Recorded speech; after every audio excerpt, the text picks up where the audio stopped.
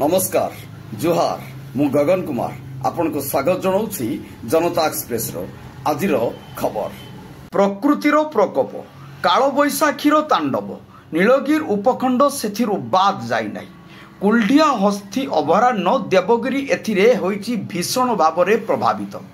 हठात वज्रपात जोगु पहाड़ रे लागिछि निया।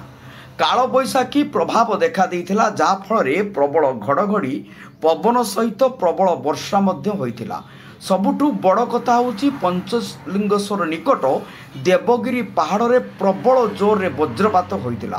तार प्रभाव रे पहाड़ उपरे हुत हुत होई निया जलिबार लागिथिला। किछि समय देवगिरी पहाड़ रे निया लागिथिबार दृश्य खूब भयंकर देखा जाउथिला। बहु दूर को देखा जाउथिला। स्थानीय लोक मान देखि निज निज कैमेरा रे नियार दृश्य को उत्तोलन करिथिले। नीलगिरी मनोज महांती रिपोर्ट जनता एक्सप्रेस।